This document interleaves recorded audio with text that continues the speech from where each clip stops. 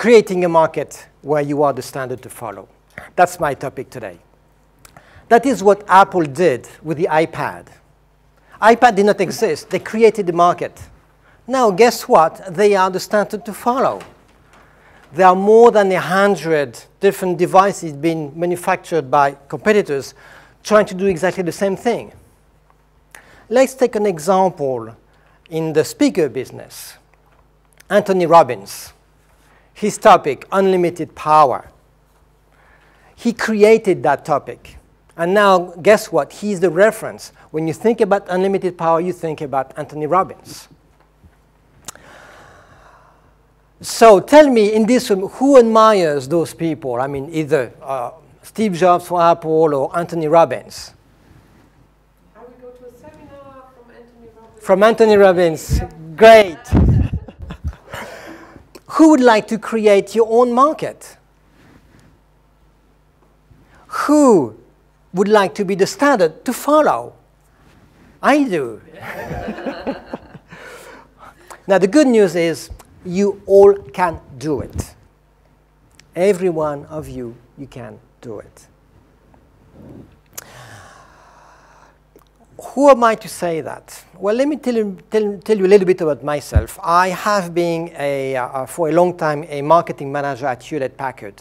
And I was in the Silicon Valley, in the middle of the, the most innovative area on the planet. And when you are in the computer industry, you know something. When you have a product that sells well, you know that 5 years down the road, that product will be obsolete because of technology. So you have to spend your time reinventing new markets. And HP did that. Just an example, the printers. HP invented the personal printer at a time when, remember, the time when we had to queue up to the computer room. There was a big printer for everybody, and in the building, and you were receiving those kind of big listings just for maybe an email that was only short like this. It was amazing. And HP invented these small, little printers that you have on your desk. Look, HP is still today the reference of that market.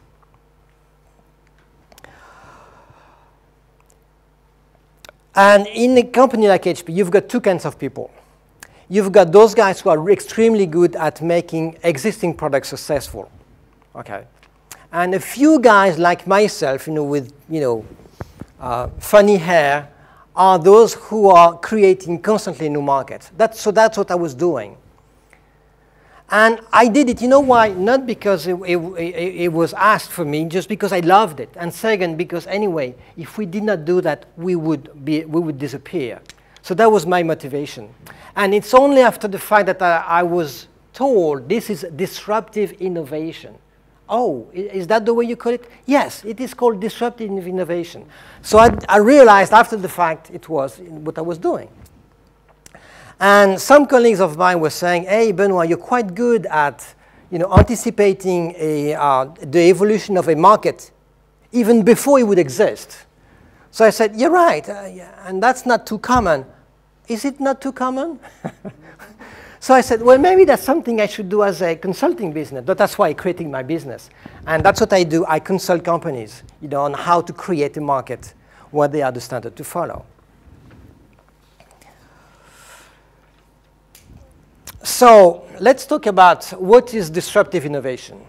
Simply said, disruptive innovation is a drastically new solution that provides higher value and that is much more efficient than would exist today. Examples, the iPad. Before the iPad, what you had as an alternative was either your personal computer or the smartphone. Personal computer, heavy, you have to boot the thing, you have to wait. You have plenty of different applications, it's not very, friendly. Smartphone, great. But look at the screen. It's just too small screen. How can you see things on that? Finally, Apple created the solution that does the trick, the iPad. Because it has a large screen and doesn't have to boot, it is light, etc., etc. Second example was Anthony Robbins. what did Anthony Robbins do? He used very efficiently new techniques, NLP techniques, neuro-linguistic programming techniques.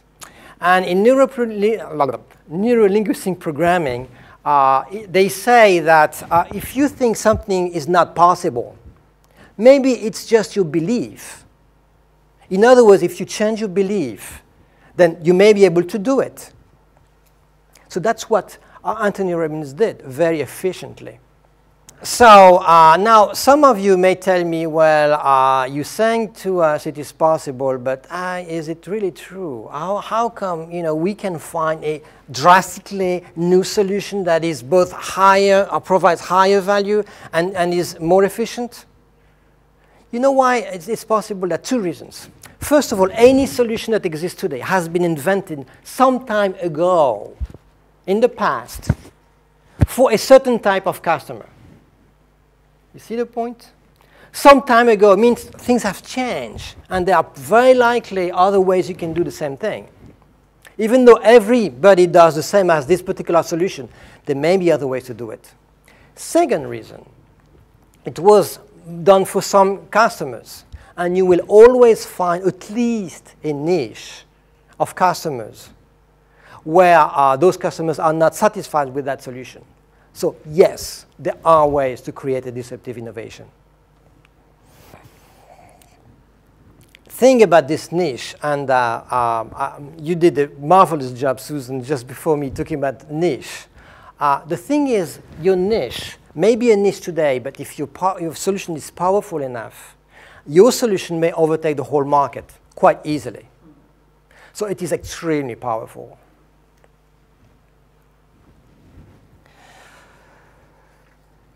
So now I'm going to give you 2 clues on how to succeed to do this.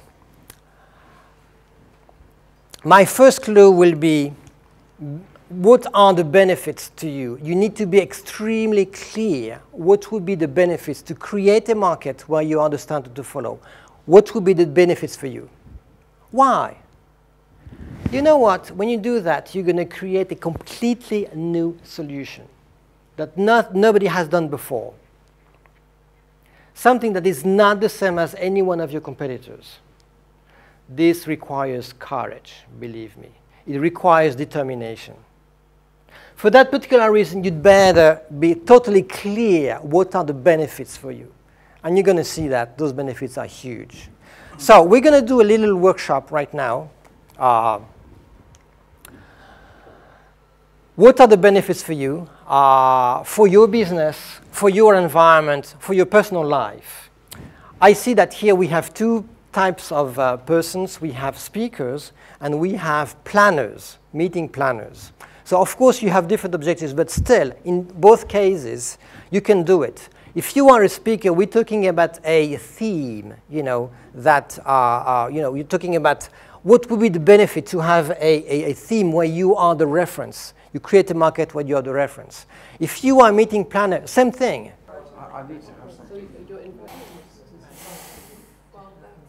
So when I did this workshop also, many ideas come, as you said, and other ideas would include that, if you are looking at your employees, if you are a company, and basically you're going to be the company that every employee wants to join, okay?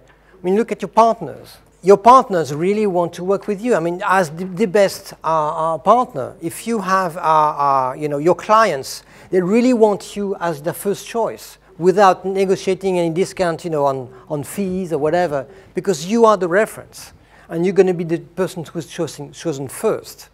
So the benefits are totally huge.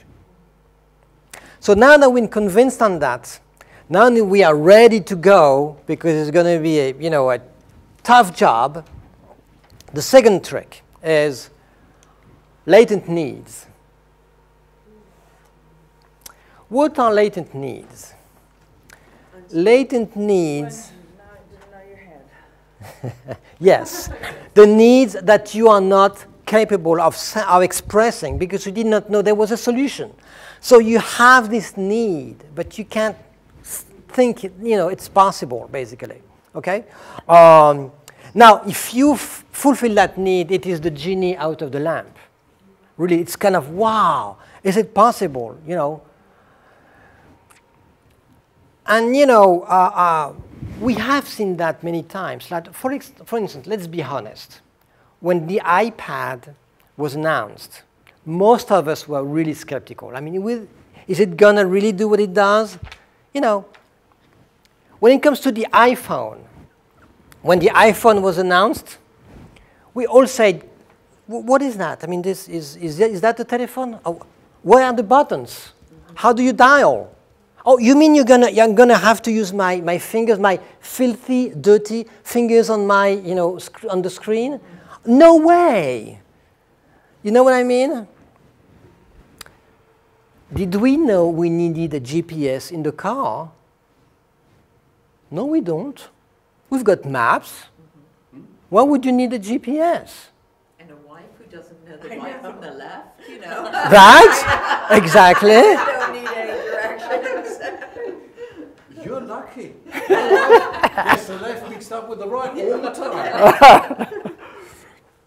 Did we need an espresso machine? Yes. We didn't. Yes, we did. We had a machine that was working perfectly fine in the kitchen. You know what I mean? We're doing good coffee. So that's the point. I mean, you know, you really have to get into latent needs. And the problem is how to find those ideas of needs that people cannot even express. One thing is for sure, you cannot ask your customers or your clients about their needs, simply because they cannot tell. I'm going to give you another example just to make the point here. Let's pretend we are not in 2011. We are now in 1900. So we came to this very convention using a horse and a cart and stuff, you know. And maybe one of us, maybe somebody fancy, I'm sure that was John. And he came with this new automobile, this kind of new thing that was noisy, that would brake all the time, and that would, you know, you have to fill gas all the time. And we all agree that, of course, it's nice. We like John, but, you know, it's really nice, but it's not convenient, you know. The horse is not noisy. It never brakes. And basically, you know, when it's to feed itself, it's going to, you know, take grass on the side of the road. And then clean up the other end of the grass. More than that, then we had a debate, you know, what about the future of automobile? And then there was 100% consensus. The automobile has absolutely no future. Think about it. If we wanted to have automobiles to replace all our horses, then we would have to have paved roads everywhere. I mean, right now you can just ride your horse on a dirt road, it's fine. You have to pave the roads everywhere. Not only that, you need a gasoline station every 30 kilometers. It's way too much investment, so we all agree, no way it has any future. See my point? So the point I'm making is, how can you think different when everybody is thinking the same way? This is tough. Mm-hmm. So now here is the solution. And to give you this, to explain you the solution, I need to give you a real example of a company that created a market where they are now the standard to follow, and they found those latent needs. This is an example where I was the consultant to help them do it. The name is Salomon. It's a company that is, ski company. And there was a small unit in that company doing hiking shoes. Okay? That unit, this business unit, was struggling, you know, barely profitable, flat growth, and you know, almost no differentiation to its competitors. So it was really tough. And what they did is they created this new market, the market for trail running shoes. This is, for example, my own personal trail running shoes by Salomon, if you want to have a look. So this is a shoe that allows you to do trail running. What is trail running? Basically, it is running in the mountains, running in the nature, running in beautiful scenery. This is just marvelous. Believe me, I love it. And after they, after Salomon did this particular business unit is now the highest growth in the whole company and the highest profitability in the whole company as well. And they are the reference of their market. And they are stronger than big competitors like Nike, Adidas, and ASICS. So was it just the name, or was there something inherently different in the design? There is something inherently different in the design, and I'm going to explain you that in a minute. So how do you find your good ideas? Now, first of all, what did I do in that company? What was my role? Basically, two things. One is to show them that there was a wonderful opportunity in trail running. Remember, at the time, trail running was nothing. It was just a very, very tiny market, a very niche, but a niche of a niche. You know what I mean? And second, nichette. There you go, nichette. And the second was how to become the reference point and stay the reference point, over time, which is not so easy. So that was what I did. And just to show you, one observation I made to Salomon was, how big is that market? Today, this is the regular running shoes inspired by marathon. And these are the shoes inspired by trail running. And actually, I show you a relatively big picture so that you can see something. But it was really something like this, really. It was a very, very tiny market. So you could say, hey, it's a nichette of a niche. There is no point, getting into that.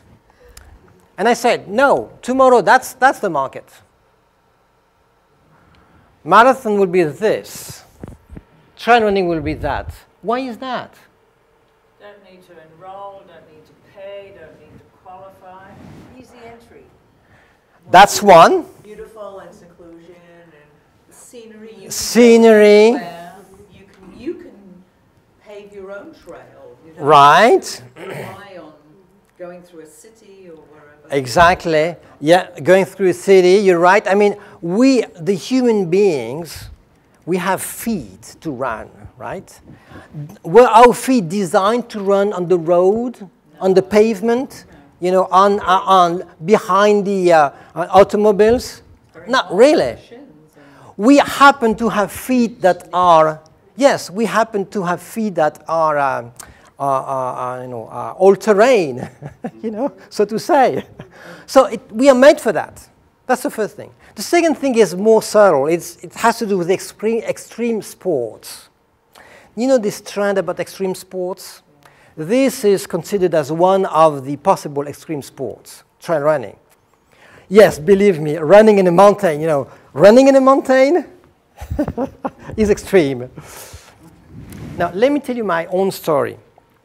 I am 55, and I celebrated my birthday a few months ago at home with my friends. We invited everybody home, and I have 3 beautiful boys, marvelous young men who are really tremendous. And I was so proud to ask them to do a performance. So they were playing the guitar, they were singing, they were playing the piano, and they were really the center of the whole thing. They were the center of the whole thing. What about Daddy? Daddy was obsolete. Daddy was gone. He was a has-been. Right? Fortunately for me, I had my story about this competition, this trail running competition, when I was saying, guys, I did my competition, in the mountain, in the center of France, dans le Larzac, and it was 20 kilometers, 3 hours, 900 meters elevation, etc. So they said, oh, you did that? Wow. Now, just between you and me, the guy who won the competition, he did it in 1 hour and 30 minutes. And the thing in the mountain, you've got climbing, and going downhill, right? So the guy who won was running during climbing and running, downhill. I was also running downhill. When it came to climbing, well, I was maybe running for 100 meters, and then I was just walking. My point is, out of the sports, the extreme sports, trail running is one of the most easy to access for anybody like myself who is capable to run just a few kilometers. Okay? That is why it is so popular. You can do like an extreme sport, but it's just okay. So that's what I said. Tomorrow, that's the market. So let's back now to latent needs. The way you're going to find about latent needs, I'm going to give you 3 ways. And I'm going to explain those with Salomon because actually the way we found the idea was a combination of those 3 ways. The first thing is you have to look at extreme users. The second is simply trust your own personal intuition. And the third is look at frustration in the market. So let me give you the story. Extreme users. Before trail running was invented, there was another extreme sport which is called adventure racing. Now, believe me, this is really extreme. You've got teams of 4, 3 men and 1 woman, and they have to race for something between 2 days in a row and 7 days in a row. When I mean 2 days in a row or 7 days in a row, I'm talking about 24 hours a day. So when they sleep, it's against their performance. So they're going to sleep maybe either 10 minutes or maybe an hour, and they're going to wake up and go again. It's a combination of running, of kayaking, and biking. Okay? So those guys these guys are totally crazy. And they, for their running part, they had no shoe that would fit it. Because if you use a marathon shoe in the mountain, then after a few miles, that's it. It's torn out. It's simply cannot do the job. So they had to use those hiking shoes that were not made for running. Okay? And Salomon, a guy in Salomon, he was an engineer, Fred, that's his name. Fred came to those guys and says, what are your needs? Well, you know what? We need something that is really rugged. And actually, it doesn't look like too much, but if you look at it, this is pretty much, if you go in the weeds and everything, this won't get torn out. The second thing we need is stability. This is extremely stable. Okay? So because those guys are worried about hurting the ankle, on uneven terrain, you can very easily hurt your ankle. With this, you will not hurt your ankle. It needs support. It needs stability. Stability, not support, stability. Whereas marathon, it is more kind of cushioning. Okay, cushioning. Cushioning, sorry. Thank you. Cushioning, yeah. So that's why it is not the same shoe, completely different. So that's one way we found about the solution, because this was adventure racing, extreme users. The point is, when trail running came out, basically they used the same shoes as adventure racing.